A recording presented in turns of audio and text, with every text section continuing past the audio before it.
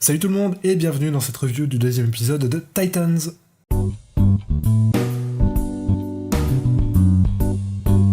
Alors donc, le premier épisode était une très bonne surprise, c'était inespéré avec les putains de trailers de merde auxquels on a eu droit, et puis les premières photos.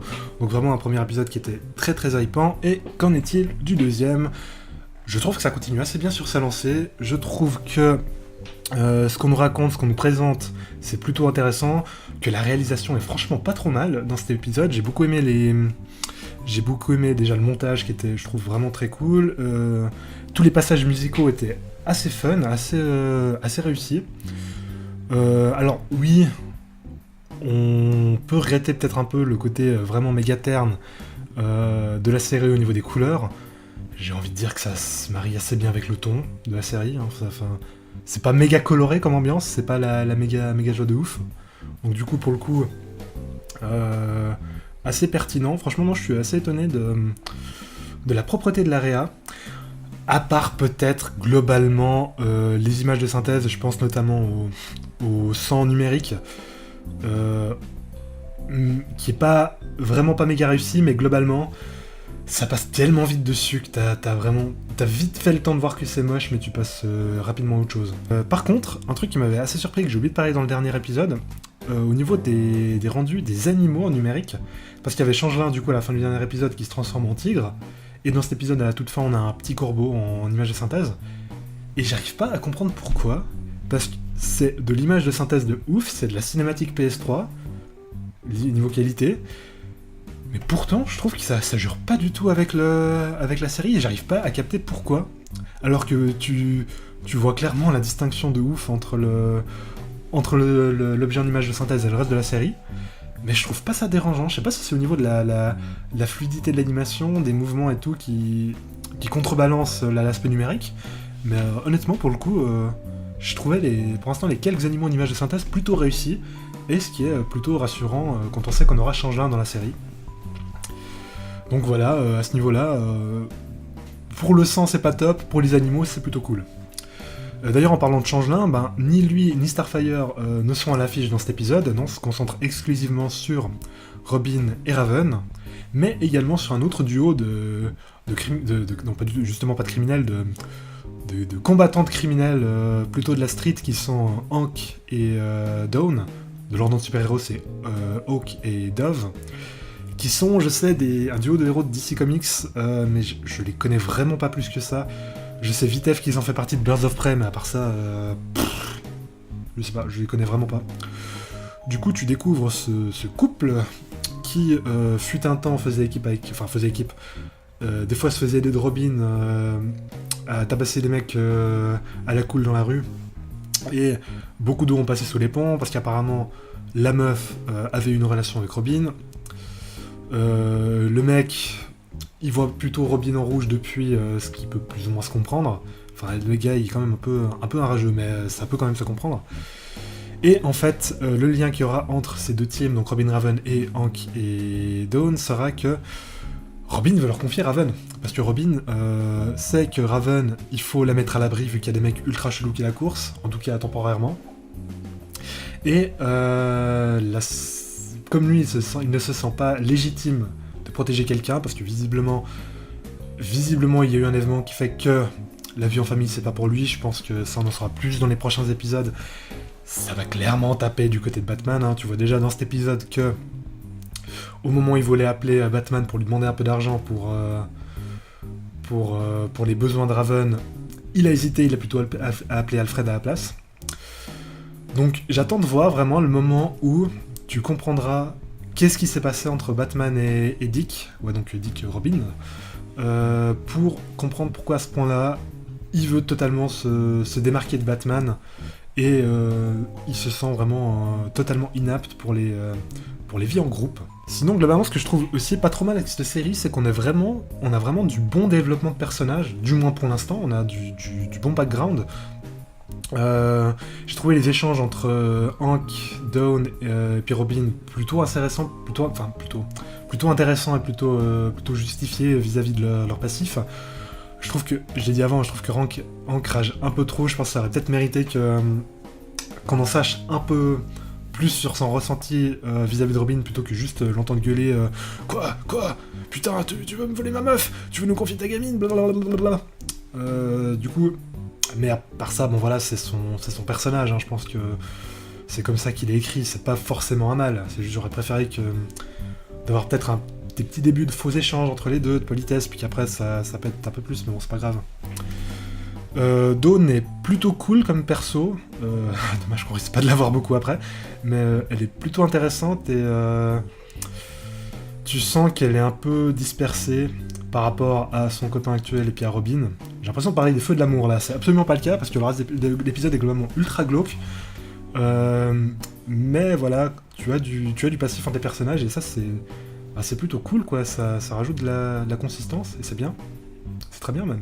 Je trouve le duo Robin-Raven toujours aussi saisissant et efficace. Raven, je la trouve trop chou.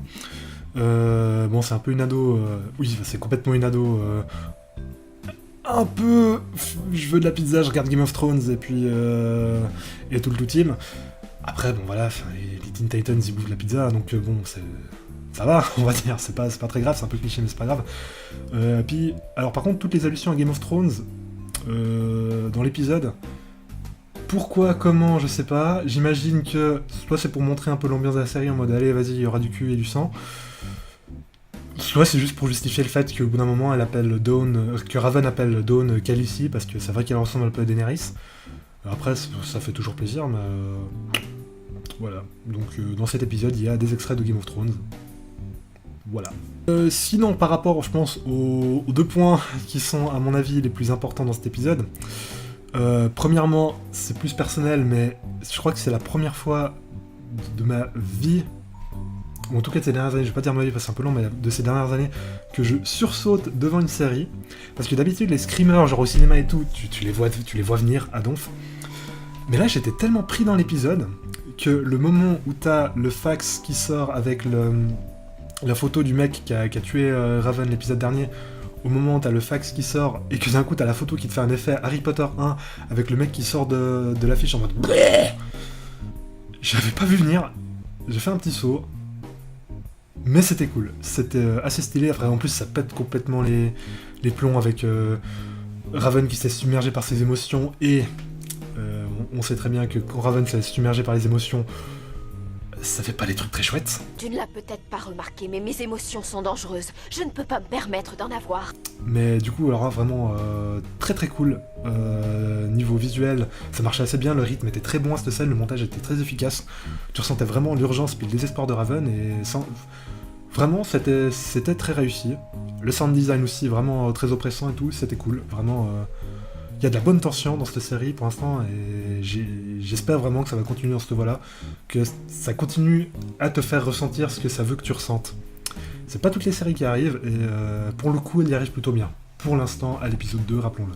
Autre point plutôt chaud patate, le moment où Robin va assister Hank et Dawn dans leur combat contre des brigands contre des malandrins, contre des thugs dans un entrepôt, qui est le dernier coup que veut faire Hank avant de prendre sa retraite, c'est-à-dire, il me semble que c'est un trafic d'armes qui veut arrêter, un truc comme ça.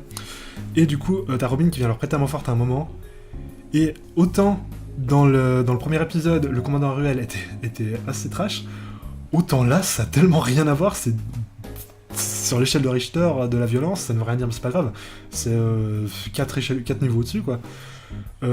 Entre le mec qui balance sur des étagères, l'autre à qui il crève un œil, et le mec à qui il perce les boules avec une pince, et que t'as bien le plan qui est dessus, avec du sang et tout.